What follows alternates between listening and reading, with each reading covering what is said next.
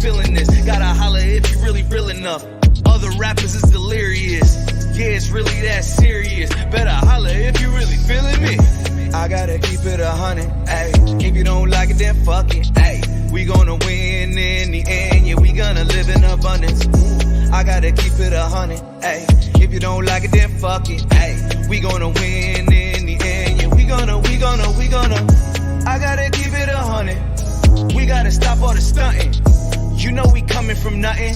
Yo, you talking about money, you bluffing. We gotta do something different. We gotta change how we live in. We gotta do better for women. We gotta do better for children. We gotta listen to victims, whether Jewish or Muslim or Christian. It doesn't matter your religion. You gotta stand against the system, or else you just another villain. How you just sitting there chilling?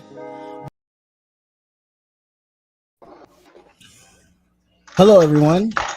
Thank you so much for coming on and checking us out. For whoever is checking us out, whichever platform you're on, we're live streaming now from Facebook, Twitter, and also live streaming from YouTube.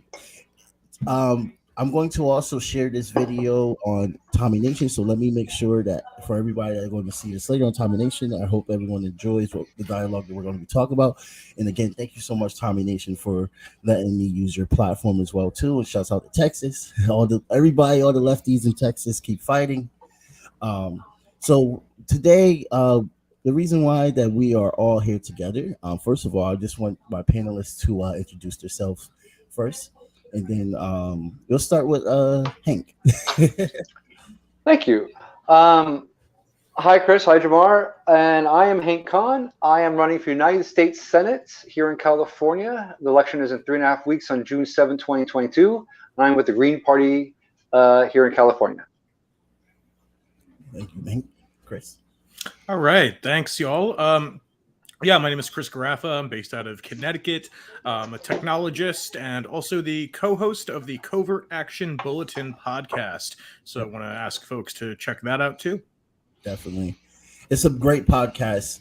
And they had Lee Camp on recently as well too, talking about the disinformation, and which we're basically talking about right now, because the United States has decided to create a board of disinformation for some reason. And this is a very mind-boggling, I guess it's not mind-boggling to me because they already been trying to do some type of censorship within the government, and also some type of censorship all over the private and social media platforms like Facebook and Instagram. So they're taking it a step further. And one thing that I noticed, Tulsi Gabbard has also went on Twitter. She is no longer a sitting senator. She is now a actually, I don't even know what she's doing now, but she literally aired out the Democratic Party in a tweet talking about how Obama is literally a part of this disinformation board, and quoted Obama and saying that the social media is not actually doing the best job, so it's time to get the government involved. So this is like a whole Democrat situation here of censoring. This is authoritism. They want to talk about other countries that are being authoritative. This is authoritism. I want to show you an article real quick before my panel and I get into a deeper discussion what's going on. So we found out, so we all know who has been paying attention, who the leader is. I'm sorry, Hank, I'm gonna have to mute you real quick until you because we can hear the spinning, but I like tea. Okay, no more stirring. Sorry, I just finished. Sorry. I'm very sorry. All right. So her name is Jenkowicz. I hope I'm saying that right. I apologize for the Slavic community if I'm saying that name incorrectly. So Dina is a part of the Disinformation Board, and she's actually going to be one of the leaders. They interviewed her on shows and stuff. She believes in a lot of hoopla, and she has a crazy background. So let's talk about her background real quick. This is an article that's posted from The Nation. This just came out yesterday. Shouts out to The Nation. Two things about The Nation that I like. The Nation was something I was also reading about Ukraine from the past 8 year span before Russia invaded, and they had a good analysis on what is going on, and they were not afraid to tell people that there's Nazis there and how they're a part of the government, and this is a new article, and this is the first time I see since this whole conflict has happened in Russia, and no one is agreeing with Russia's invasion, but we need to understand the complexities of what's really going on, and how Ukraine has been in a civil war for 8 years since the Obama administration, and it was the Obama administration that helped with the color revolution to oust the democratic elected government and put in a fascist neo-Nazi regime. Now Zelensky came into power about what in 2019. He was actually voted in by the whole entire country because they wanted change, they wanted peace. So they actually voted out the fascist regime president, and Zelensky came to power. But he was on a peace type of spiel, but he wasn't able to do any of that. And you not have a reason why, because the U.S. is behind his back. This NATO nonsense is going on, and then you have these neo Nazis that have military power. It's a very sticky situation. So this is why we're here. And Jakowitz was a part of this. It says here, Jakowitz experiences as disinformation warriors. The warrior includes her work with Stop Fake, a U.S. government-funded anti-disinformation organization founded in March 2014 as a model of how to combat the Kremlin's lies. 4 years later, Stop Fake began aggressively whitewashing two Ukrainian neo-Nazi groups with a long track record, violence, including war crimes. Today, Stop Fake is the official Facebook fact-checking partner, which gives it the power to censor news, while Jakowitz is America's disinformation czar. I don't know how I feel about calling her a czar since she's Slavic. I think that's kind of disrespectful, and they only want to acknowledge the czar when he was a shitty person, but I don't know. That's a little cringy just calling her a czar, but whatever. If the Biden administration is seriously about combating threats such as white supremacy, perhaps it should reflect on the old Roman question: who will guard the guardians? Now you can read the rest of this article. I already have it in the description and everything. I'll probably go back to it based on the conversation, but I don't want to read the whole thing. I want to give my panelists time to talk about what's happening. So yeah, here we are.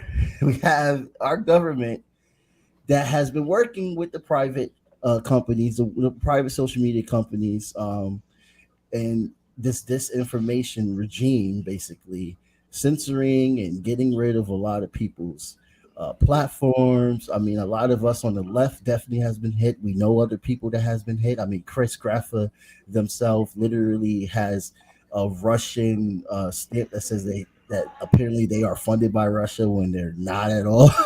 So before we get to any of that, how do you feel? Let's start with Chris. How do you feel about this information that's coming out right now? Well, I appreciate that, Jamar. I want to just clarify. I am a regular contributor to Sputnik News, and particularly Sputnik Radio on a couple shows. And when I've tried to post links to them on Facebook, the post has been flagged as being Russian state media, not my own accounts. But okay. That certainly has happened to a number of other people that we know of. Lee Camp, who you mentioned earlier, but so many others as well. I mean, think about this. If Donald Trump had developed this ministry of truth, liberals would be out in the streets saying that they're going to vote harder next time. But still, yes, they would be out in the streets and angry and upset and all of that about it. And now all of the anger about this is actually coming from the right. And I disagree with the way that some of these folks on the right, have been categorizing this, but I think we don't need to make this into a situation where we have to pick one of those two sides. What we're looking at here is, the result of years and years of building up this anti-Russia sentiment, right? This is particularly rallied around Russia. Some are saying, oh, well, we have to deal with, COVID disinformation too. But that's really a secondary thing when it comes to the fact that this is a Department of Homeland Security project. Seriously. They're not that concerned about the fact that it's, COVID is just, there's all of this COVID disinformation. I mean, people talking about ivermectin and all that stuff still when we're in another upswing here in the U.S. about that.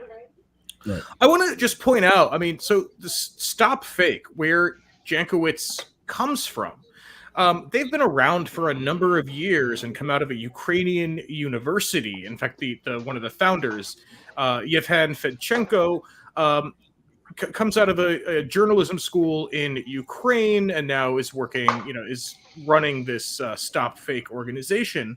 And I want to just point out that, this person, Fedchenko is not neutral in any way.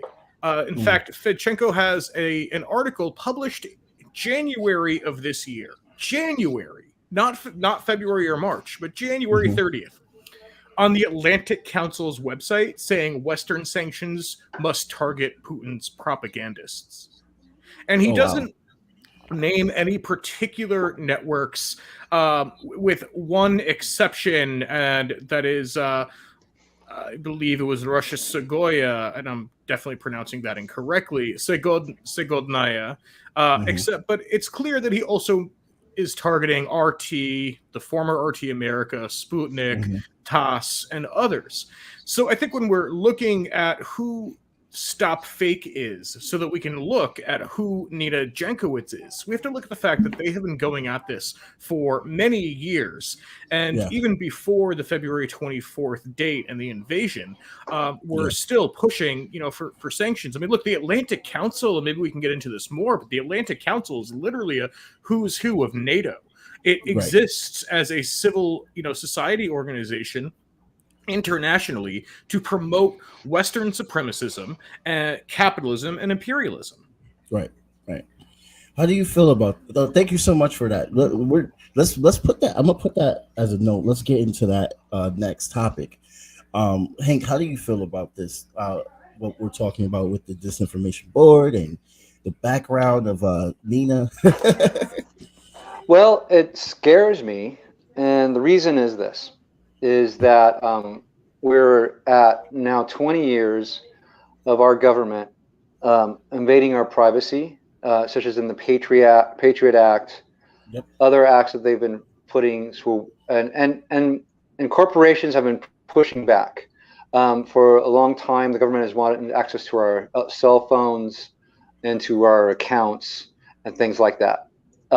People like Apple and other companies have done everything they can to resist the government from accessing their data. And that's been going for 20 years. What I fear will happen is once they start determining what is factual and what is not factual, being not non-factual will be seen as criminal. And then what you have is that if you have someone that can determine at the federal level what is factual, but put things as non-factual as being implied, what they start talking about, what was the motive, and they say the motive for that disinformation was criminal, then they could start getting more ways to access our data. That is what I fear the most. I fear many things because the Democrats and Republicans do their best to really limit any messaging that comes from with outside of their party. And so then what you have is what if the parties themselves start to determine that only factual information comes within the Democratic Republican parties and the third party information is not factual and therefore criminal. It's very easy to start seeing how this kind of thing can seem kind of innocent, but it starts to say, well, what's the consequences? How does this generalize to the world? It should absolutely not be happening. The federal government has a hard enough time. The Democrats and Republicans have a hard enough time figuring out what is truth and what is not, what is false within their own parties. Right. There's very little that they can agree on. Actually, if you look at the history of the Senate right now, they pass so few legislation, so little legislation. They're stagnant. So if they can't determine if a woman has a right to her own reproductive system or not, how are they going to figure out this other more complex stuff? And when we've had the answer to whether or not a woman should have a right to her own reproductive system for over 50 years. So there is exactly. there is my opinion on this. My initial reaction to this.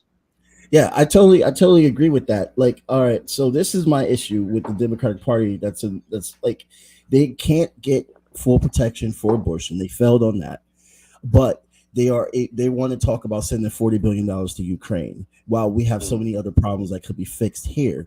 And Rand Paul, who's a Republican, he was the only voice that was just like, "Yo, what the no, no," which I'm shocked. But hey, look. Remember this. Remember this when come 2023. Because the farm bill is going to come up again in 2023. Right now, it's at just less than 50 billion a year. Over 5 years, I think it's about 2.25 billion, which is the entire farm bill for SNAP. Right now, understand that they've just allotted this $40 billion, which is equal to the amount of money that we spend to feed children at schools, children, single mothers, things like that. We just spent that much amount of money. But also understand that what we're looking at is a government that doesn't know how to do anything, but stick its head up its rear end. This funding for the 40 billion is not just going to be cash to do whatever they want. It is money that's being handed out to weapons manufacturers. Right. And think about Gavin Newsom here in California has trying to pass something where every qualified person gets a $400 gas card, right? And that's what he wants to pass. Now people think, oh, there's help for us to get back to our jobs. No, this is a handout to the gas companies. So they're handing out money to the gas companies. This is not $40 billion to the Ukraines. This is $40 billion to Boeing, right? So really, it kind of irks me when people say, "Oh, why should we give $40 billion to Ukraine?" They're not getting the money. We're selling them arms, weapons. The weapons manufacturer is getting this money. The weapons manufacturer getting $40 billion, the equivalent of a whole year that we spend on SNAP. So, and we can get into, like, so remember that next year, if you're still fighting in 2023 when they're debating the farm bill, remember that. Right. Oh, definitely. Thank you, Hank. Chris, do you have a rebuttal or any response? Not a rebuttal. No, I have, agreement with Hank here. I mean, look, we are literally in a shortage of baby formula. Of all things, baby formula. Because there are two companies that make like 90% of the U.S. supply of baby formula. And the government wants to talk about a Bureau of Disinformation. I mean, where is the focus on taking care of the people? And of course, the Democratic Party can't do that. They don't want to do it. In fact, they want to prop up their supporters in the arms industry, in real estate, in big oil, and all of that. They talk some good talk about green, this and that, and helping people. But when it comes down to it, they won't do it. Right? They could have taken care of the main message should be. I'm going to make this quick. The main message should be that the Democrats and Republicans are the main source of disinformation. Exactly. Will this Bureau of Disinformation be used to address all the disinformation that comes from the Democrats and Republicans? I mean, I think we know the answer to that, but it gets that is very important. Who controls Who controls the state, right? We do not control the state yet. We do not control those powers that effectively defend the rights of capital and the ruling class, against us. And that includes letting them, or having them go to war in a proxy war with Russia. That includes cutting back, COVID's care and testing facilities and all of those things, and relying on networks of nonprofits. It is who controls the state, and what is this ministry doing? What is this Disinformation Board doing in their service? Because it is in the service to the wider goals of the US government, which remain effectively the same regardless of which party is in power. They have differences on how to accomplish these things, but they actually don't disagree much at all on their actual goals. I mean, just as an example, everyone says Trump was in Russia's, Trump was Putin's puppet. Trump put a whole lot of sanctions on Russia. I mean, more than Obama had. And I think that has now been completely blown out of the water by Biden because of the invasion. But Trump was not an ally to Russia. And, of course, Trump had his own thing going on where he his personality and he wanted the attention. But I mean, really, and we have to get back to that, right? This whole idea of this disinformation board goes back to the idea that Democrats have been spreading the actual disinformation itself that Russia interfered in the 2016 election and attempted to in the 2020 election and the 2018 midterms. There is no proof that there was widespread Russian government orchestrated intervention in any of those elections. Now, do other countries have an interest in what happens in the U.S.? Absolutely. Of course they have an interest. Just as the U.S. government proclaims to have an interest in what happens in literally every other country's election and will then go ahead and, interfere either covertly or overtly in them. Yeah. Yes. Thank you, Chris. Totally. And I need people have to remember this, that they are using this whole Russian bot nonsense. I want to talk about that for a few seconds. They're getting in trouble. The feds just went after Hillary Clinton's lawyer, and I'm now hearing that there's some type of fine that has to be paid. I have to look back into that because I was too busy focused on preparing for this panel, but that's why I just heard about that. So the feds themselves is literally pissed that they believed them. Like Hillary Clinton literally created this, and she didn't just go after Trump, my friends. I need everybody to remember that's listening to this. She went after almost every Democrat that opposed her. They even called Bernie Sanders a Russian bot. They called Tulsi Gabbard a Russian bot. So it was literally used to smear anyone that dared went against her. And will she get locked up for that? I don't know, but do we think she should face some type of justice for that? Yes, of course. But back to the disinformation board. So I guess the question is that for people that are listening, what can they do now? We're gonna talk about the Atlantic 2 part as well too. But I want to how can we get lefties that know about this and that are upset about this? How can we get them to want to mobilize, or is there anything that we can encourage? What kind of literature we could give out? How as organizers and socialists and progressives as we are, how can we educate and get people to understand this is not okay, basically? Yes. Me or Chris? Who should start? Go ahead. Go ahead. Well, okay. I don't want to talk too much. Let's watch the clock. 2,300 will be done. All right. There was something called Occupy Wall Street, Occupy Los Angeles. When in Los Angeles, it ran for 59 days. I went down with a camera all 59 days to downtown LA and recorded Occupy Los Angeles. I edited a short documentary, and it went to short film festivals. It was pretty cool. I've made short films. I'm a hobbyist short filmmaker. But the most important thing about Occupy Wall Street, and you can look into Occupy Wall Street, is that there is a difference between being online and being somewhere in person. Getting the feeling that people are in agree with you, getting the understanding that there's an emotion behind this, that people sharing that emotion builds into a movement. Right. That is something that I believe cannot be done online. I was there and I recorded it 59 days. If you go on my website, it's there. If you just type in Hank Kahn, Occupy LA, you'll find that 30-minute documentary that I made. But the ethos of that was two things. One is that the 1% will always take advantage of the 99% in every way it can. It was a movement that was born out of, bailing out the banks. But two was this message I say to everybody. We need a movement that gets us offline and gets us in person and together. And that movement will make us strong. And that's what we need in this generation. I do not call for riots, but I will call for, until people like you, if you're watching this, until people like you get very, very passionate, not just join in the discussion, but more passionate than anybody else, until people like you do something about this, the system will not change. And that's what we need. And that is how we can get together. But as long as we do this other stuff online, as long as it's piecemeal there, it's not that strong.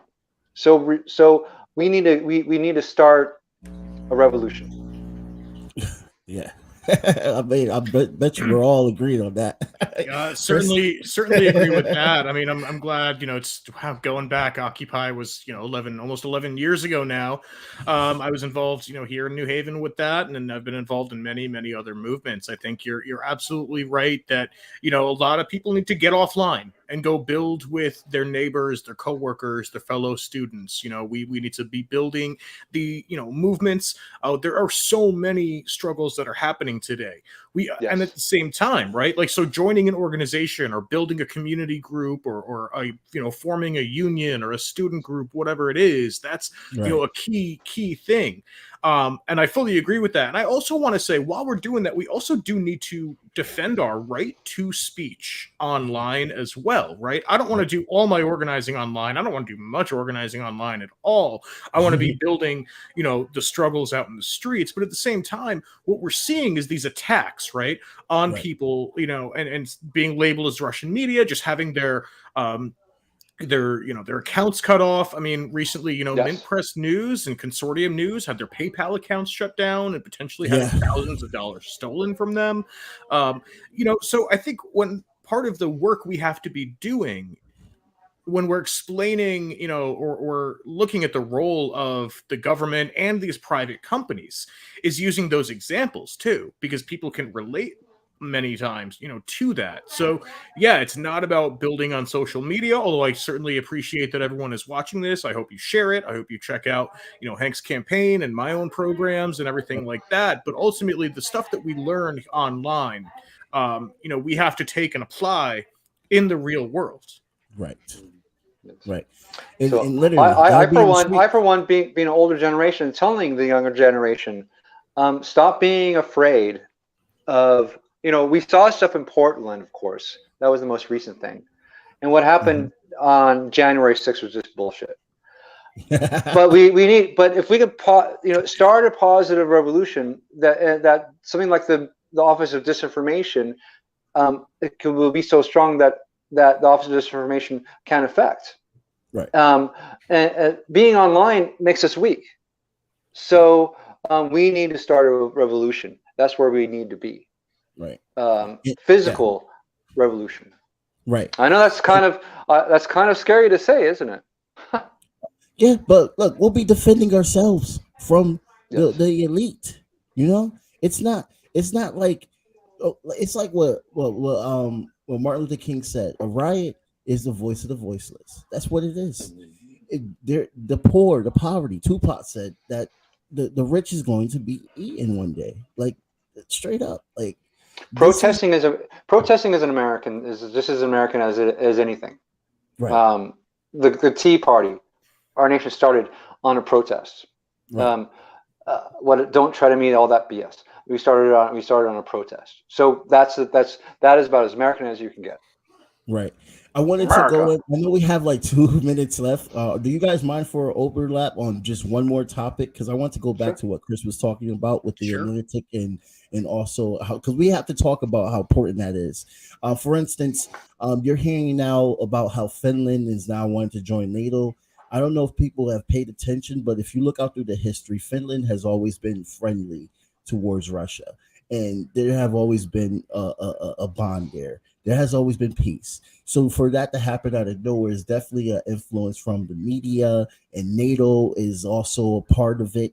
And if you could talk more about that, Chris, about just how that influence is made, and when you were talking about the Atlantic and everything, I think, is that what you were getting on, or did I did a different topic? Well, yeah, the Atlantic Council, which is Council, yes. the Atlantic Council, which was formed a few years after NATO, really out of groups, civil society groups that were supporting NATO, and of course, Right. supporting NATO at its inception meant opposing the Soviet Union, meant opposing communism, and a camp of the world that was, for all of its own faults, working towards the liberation of all people, lifting them Right. out of poverty, giving them control, right? This is Right. around the same time, of course, as the Chinese Revolution.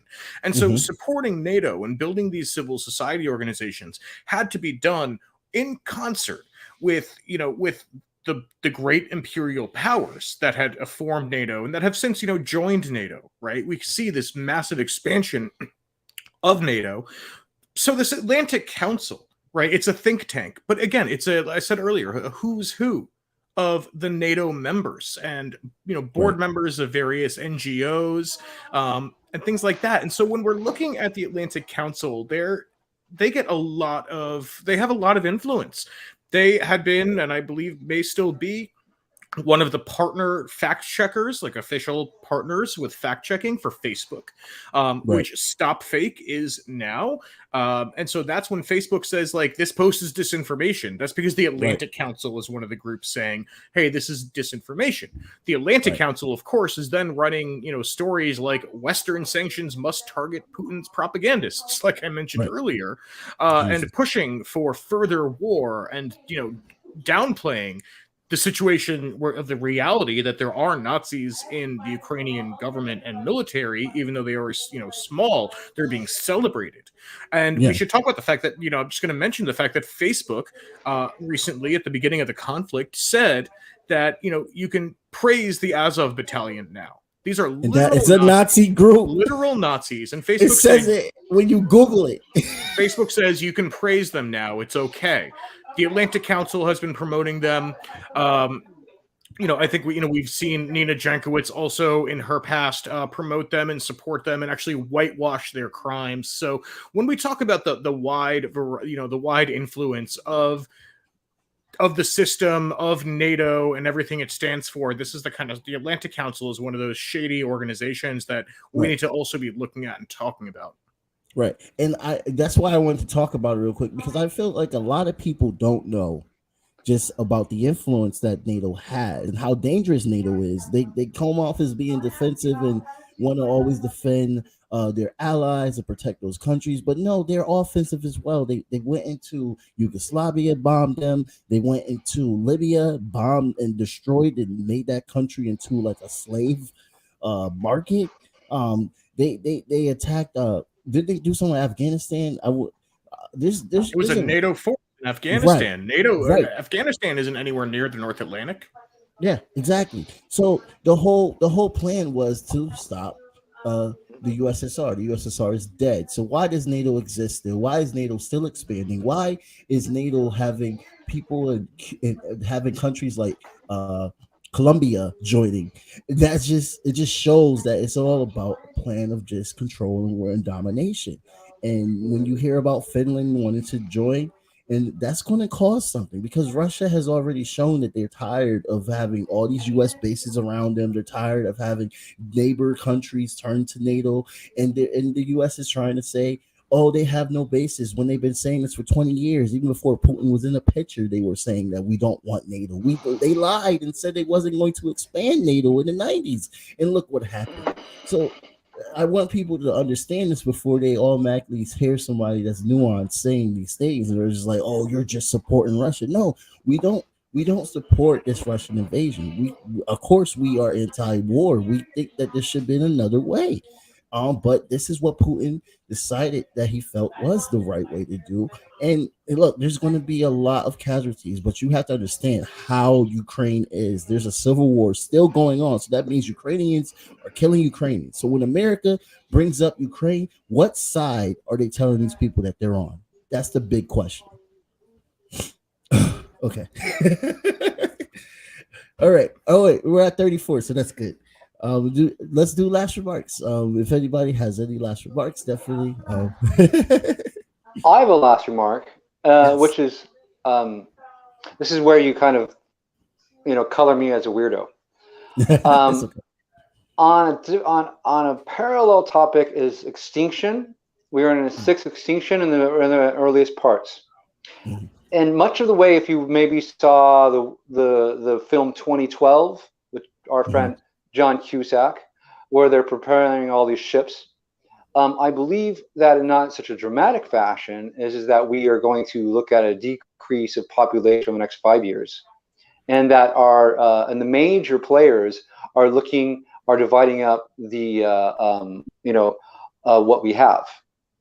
I think a lot of this is people are starting to take sides because and drop away the smaller parts. When I looked this morning at what happened with Finland, I started thinking about this. It's about resources, is what it is at this point. And so I think what the UN is trying to do is to be strong as they possibly can. And so is Russia, and so is China. They're all the big boys are getting ready to be as strong as they can, so all the little boys can die off, and at the next phase of mass extinction. And that mess is going to be not only about climate change, but also just a lack of basic food and water. So if you think about that, if you just take everything aside and say, okay, so if we are looking at mass extinction in the next 20 to 50 years, what's the next phase we're looking at? We're going to start seeing a dive off of resources, and this is what I believe Finland is doing, and in Ukraine. I think that they're starting to take these major pieces, divide them up for a plan that's 3-4 years down the road. They're preparing for 1 billion people dying off in the next 10 years, 20 years. That now you can call me a paranoid. Chris? Delusional. No, I mean, we're definitely facing extreme climate catastrophe. So I want to touch on that and kind of bring it all back around to where we started. I mean, the Pentagon has recognized for years now that climate change is a serious threat, except the Pentagon says it's a threat to U.S. national security, not to the existence of the human race, not to people in any other country, right? So they say they know that, soil is going to be an issue, erosion, the sea levels rising and destroying cities, but also extensive droughts are going to cause conflicts over resources. And so the Pentagon has been preparing for these conflicts and for the changing landscape. And so what they tell us, right, is that there are these enemies Chris, couldn't you see what's going on? They're making a great point. So what's going on over in Finland and Yugoslavia and Ukraine and everything, could it be kind of similar in a way? Well, I think there's a lot of different things, but the overall positioning of the Pentagon shows that they are looking at this. I think what's happening right now with Finland and with Russia is very, and Ukraine is certainly part of that strategy, but there's a lot more to it. But when I look at this disinformation concept, right, a part of disinformation has to, when we talk about it, we have to talk about what isn't being mentioned, right? There is no mention when we talk about climate change that the U.S. Department of Defense, the Pentagon, is the largest polluter in the world. And in fact, when you post stuff like that, you get called a Russian bot, right? And so part of when we discuss disinformation is also just the hiding of information, what you are and are not allowed to talk about. And while we still have our First Amendment rights, which, don't right now legally apply to platforms like Twitter, Facebook, Instagram, all of that. But while we have our First Amendment rights to write, to publish, to share, we need to defend those. And, these disinformation boards, all of these moves by the U.S. government in conjunction with the private social media companies, and of course the news media that has just been condensed into a small handful of companies, is an actual threat to peace and the future of humanity. Mm-hmm.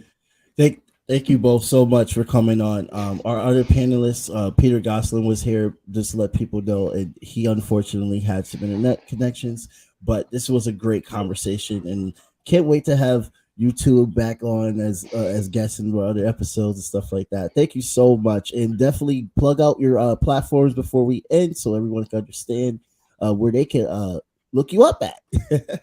Starting with Chris. Sure. You can find me at CMG on Twitter, at techforthepeople.org, and weekly on the Covert Action Bulletin podcast.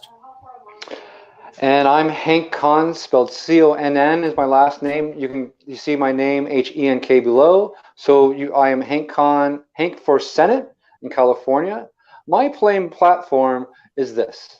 Other than having the Green New Deal, we need to double, if not triple, Social Security, disability insurances, and basic minimum wages. If you want to look at who are homeless right now, it is our seniors, it is our mentally and physically disabled, and it is our working poor. And it's because we now have created a class of people who are so underpaid that they can't even afford the rent. Mm-hmm. Thank you, Jamar, for hosting this. I'm very honored for this. Thank you, Jamar. Yes. And Hank, it was great to be on with you. Thank you. Thank you, Chris. And I hope everyone that's listening have a good day. And if you hear this later on time, you still have a good day too. And shout out to Spotify for letting me have my platform and all the other. I'm not going to say thank you, Facebook, because I know you're going to get rid of me, but it's all right. Everybody have a nice day and goodbye. Blank period, yeah. On my black, brown, and indigenous. Gotta holler if you really feeling this. Gotta holler if you really real enough. Other rappers is delirious. Yeah, it's really that serious. Better holler if you really feeling me. I gotta keep it 100, ayy. If you don't like it, then fuck it, ayy. We gonna win in the end, yeah, we gonna live in abundance. I gotta keep it 100, ayy. If you don't like it, then fuck it, ayy. We gonna win in the end, yeah, we gonna. I gotta keep it 100. We gotta stop all the stunting. You know we coming from nothing. Yo, you talking about money, you bluffing. We gotta do something different. We gotta change how we live in. We gotta do better for women. We gotta do better for children. We gotta listen to victims, whether Jewish or Muslim or Christian. It doesn't matter your religion. You gotta stand against the system, or else you just another villain. How you just sitting there chilling?